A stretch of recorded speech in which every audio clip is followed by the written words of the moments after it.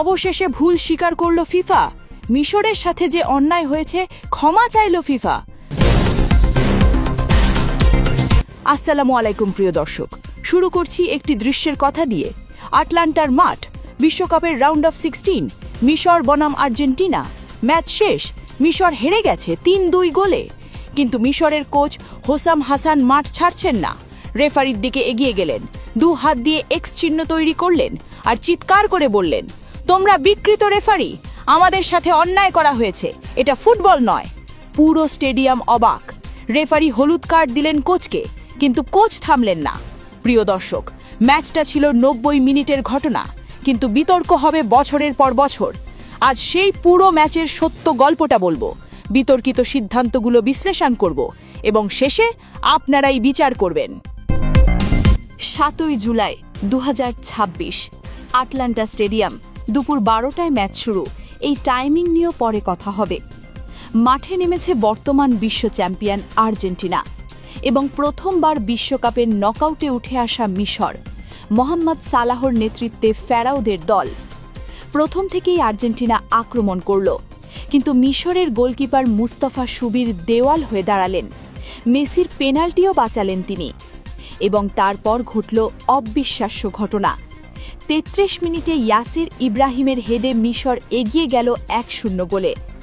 Argentina পেছনে পড়ল। ততক্ষণে একটি বিতর্কিত পেনাল্টি ইতিমধ্যে মাথা চাড়া দিয়েছে। প্রথমার্ধেই একটি বিতর্কিত পেনাল্টি পেল আর্জেন্টিনা। মিশরের রক্ষণে ফাউলের অভিযোগ।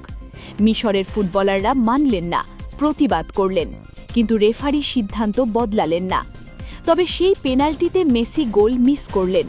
মিশরের গোলকিপার সুবির বাঁচিয়ে দিলেন। বিতর্কটা মাঝপথেই চাপা পড়ে গেল, কারণ গোল হয়নি। কিন্তু মিশর ক্যাম্পে অসন্তোষ জমতে শুরু করল। আর দ্বিতীয়ার্ধে যা হলো সেটাই আসল বিতর্কের শুরু। দ্বিতীয়ার্ধে মুস্তাফা জিকো গোল করলেন। মিশর এগিয়ে গেল 2-0 গোলে। গোটা মিশর উৎসব করতে শুরু করল। কিন্তু তারপর এলো সেই মুহূর্ত যা মিশরকে ভেঙে দিল।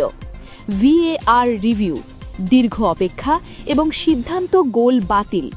কারণ হিসেবে দেখানো হলো গোলের 1 মিনিট আগে কোথাও একটা ফাউল হয়েছে। মিশরের খেলোয়াড়রা, কোচিং স্টাফরা, পুরো বেঞ্চ কেউ বুঝলেন না কোথায় ফাউল হয়েছে।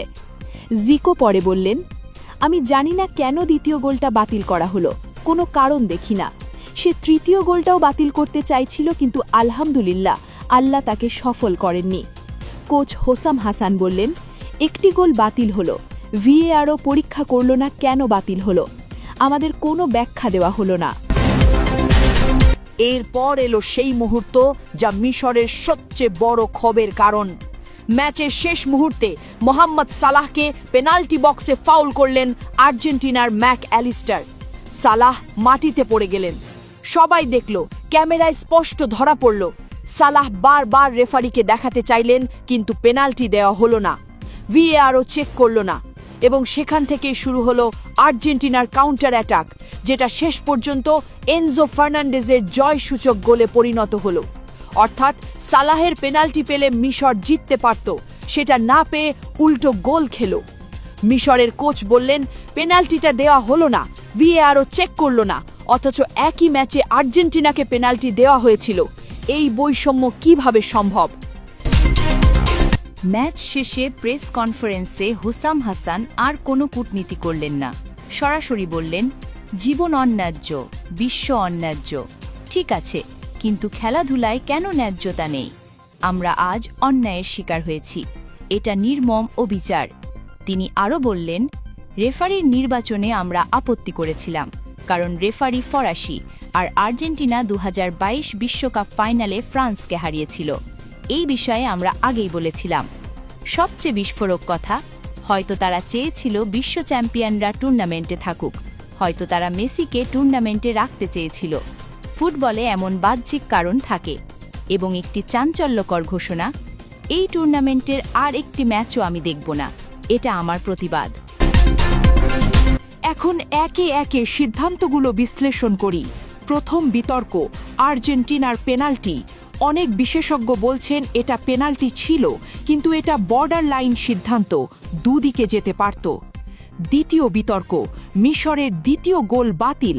এটাই সবচেয়ে রহস্যজনক। ভিএআর 1 মিনিট আগের একটি ফাউলের কারণে গোল বাতিল করল, কিন্তু সেই ফাউলটা এতটাই সামান্য ছিল যে বিশেষজ্ঞরা বলছেন এটা দেওয়া উচিত হয়নি। তৃতীয় বিতর্ক, সালাহর পেনাল্টি না পাওয়া। সবচেয়ে স্পষ্ট বিতর্ক।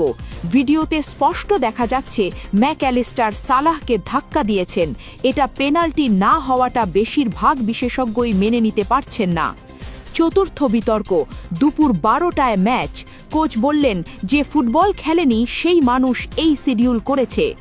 ফক্স নিউজ লিখেছে ম্যাচটা রিগড ছিল কিনা সেটা প্রমাণ করা যাবে না, কিন্তু মিশরের বিরুদ্ধে যে সিদ্ধান্তগুলো হয়েছে সেগুলো অন্তত প্রশ্নবিদ্ধ। এখন সেই প্রশ্ন যেটা বিশ্বের সব ফুটবল প্রেমীর মুখে মুখে। মিশরের কোচ সরাসরি বললেন হয়তো তারা মেসিকে টুর্নামেন্টে রাখতে চেয়েছিল। এই অভিযোগের পেছনে কিছুটা যুক্তি আছে। 2026 বিশ্বকাপ হচ্ছে আমেরিকায় মেসির আপিল বিশাল। ইন্টার মায়ামিতে খেলেছেন। আমেরিকান দর্শকরা মেসিকে চেনে ও ভালোবাসে। মেসি টুর্নামেন্টে থাকলে দর্শক বেশি, টিভি রেটিং বেশি, ফিফার আয় বেশি। আবুত্রিকা বললেন এটা খেলোয়াড়দের আবেগ, কোচদের পরিশ্রম বা ভবিষ্যতের পরোয়া না করে শুধু অর্থ উপার্জনের ব্যাপার হয়ে গেছে। কিন্তু প্রিয় দর্শক, এটা প্রমাণ করা কঠিন, তবে প্রশ্ন করা কি অন্যায়? প্রিয় দর্শক, অ্যাটলান্টার সেই ম্যাচ শেষ হয়েছে। মিশর বিদায় নিয়েছে, আর্জেন্টিনা কোয়ার্টার ফাইনালে। কিন্তু প্রশ্ন থেকে যাচ্ছে, মিশরের দ্বিতীয় গোল কেন বাতিল হলো? সালাহর পেনাল্টি কেন পরীক্ষা করা হলো না? ফিফা কি সত্যিই নিরপেক্ষ? মিশরের কোচ বললেন আমি আর এই বিশ্বকাপের কোনো ম্যাচ দেখব না। এটা একজন কোচের সবচেয়ে কঠোর প্রতিবাদ। আর্জেন্টিনা জিতেছে, মেসির জাদু আছে, সেটা সত্য, কিন্তু মিশরের ক্ষোভও সত্য। প্রিয় দর্শক, আপনি ম্যাচটা দেখেছেন, এখন আপনার মতামত জানান। সালাহর পেনাল্টি কি ছিল? দ্বিতীয় গোল বাতিল করা কি ঠিক ছিল? মিশরকে কি ইচ্ছা করে হারানো হলো? কমেন্টে বলুন। ভিডিওটি ভালো লাগলে লাইক করুন, শেয়ার করুন।